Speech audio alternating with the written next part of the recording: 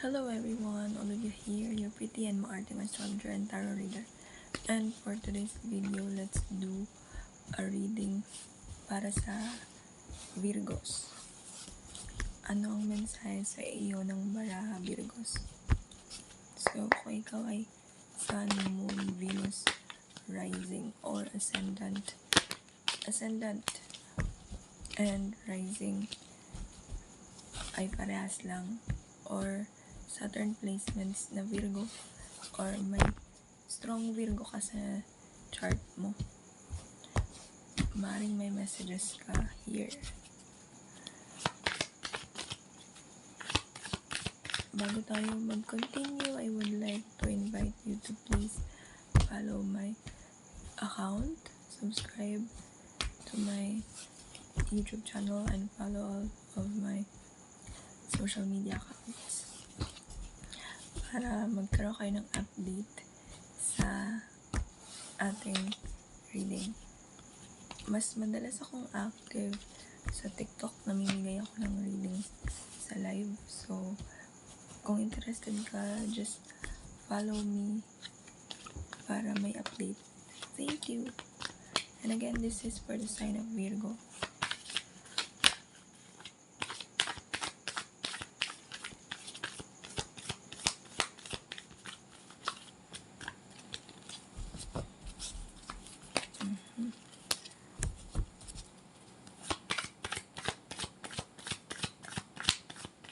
Virgo. Some of you here, Virgo, ay nakaka-experience ng biglaang pagsakit ng tiyan. Pwedeng kayo ay may dinaramdam sa inyong tiyan, or there is an upcoming pregnancy around you. Pwedeng ikaw to. Pwedeng feminine energy or feminine na malapit sa'yo.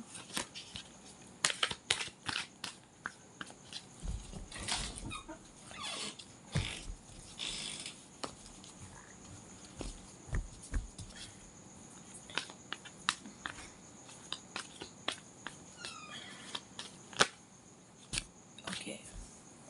We have here 9 of Pentacles, 2 of Pentacles,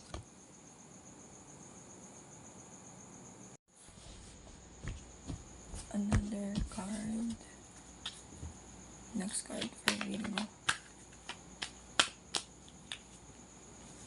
3 of Wands, the Tower card, the Lovers,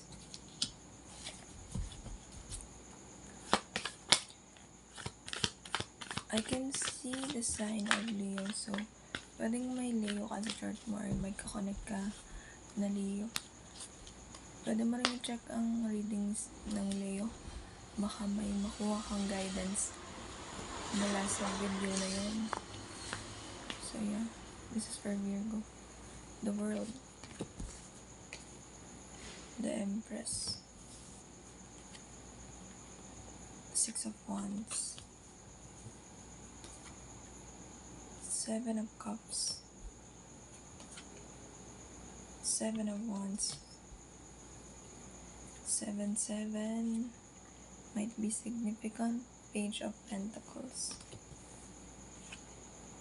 the Emperor, Queen of Pentacles, 5 of Wands, and 5 of Swords. 5, 5, 5, and 7, 7. Okay, this is a reading para sa mga Virgo.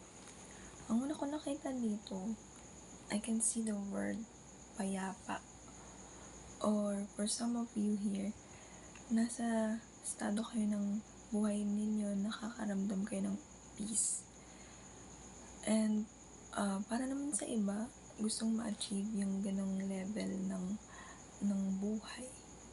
Meron naman akong nakikita dito, if you are in a relationship, specifically if you're married to a Virgo, a Leo, Leo might be significant. So, gaya ng nasabi ko, pwede nyo i-check ang reading ng Leo. Baka may messages or guidance for you doon, Virgo.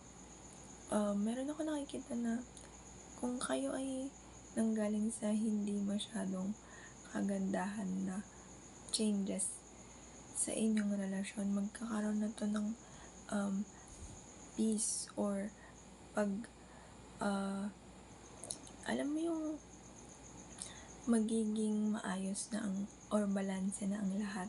For some of you here, may nakikita akong travel or pag-alis. Pwedeng maging dahilan to para mas magbunga pa yung career mo, yung sarili mo. There is also a significance here when it comes to pregnancy. Pwedeng ikaw ay gusto nang magkaroon ng baby or another baby, or a female energy or a female na around you ay maaring buntis ito. And for some of you here naman, nagkakaroon din ng challenges when it comes to decision making, when it comes to pagpili ng tamang direksyon para sa alam mo yung positive changes. Maaring isa sa ilan sa inyo here ay may controlling issues pa din. Ayaw mag-let go kasi natatakot sa pagbabago. Pero for now, you have to release that defensiveness of yours para makahanap ka ng clarity, para makakonekta ka sa mga taong makakatulong sa'yo. Let go of your control and ego issues so that you can find a better options in life. Meron ako nakikita ditong time management. Pwedeng maging issue sa'yo ang pagmamanage ng time. Kasi meron akong energy pa na pwedeng naguguluhan kang pagsabayin yung pag-focus mo sa sarili at sa yung finances. Mag-iingat din kayo when it comes to sharing your messages or plans kasi maaaring mag-cause yun ng delays. And keep your self na grounded. Be humble kung ano man ang mga blessings na na-receive mo at marireceive mo. Take time to plan and pray for this plan before taking actions to it. If you're ego-driven while doing this plan, make time to step back and reflect para mas magkaroon ka ng clarity and magiging maingat pa yung susunod mong steps. What else?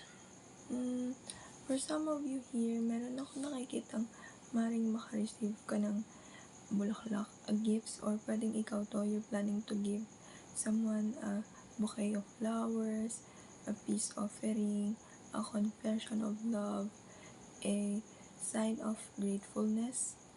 And ayun, magiging maganda siya as a way of ayun nga, stepping stone siya para mas magkaroon ng elevation ang relationship. For some of you here naman, if you're still confused on what to pursue, on what to do next, make sure that you have still time to get to know yourself para mas magkaroon ka ng maliwanag na direksyon kung ano yung gusto mong tahakin. For some of you here naman, ay magkakaroon ng elevations when it comes to your faith, or maring ninanudge ka ng universe para mas magtiwala ulit sa faith mo, sa universe, sa higher self, sa God, sa kung anumang higher being na pinaniniwalaan mo.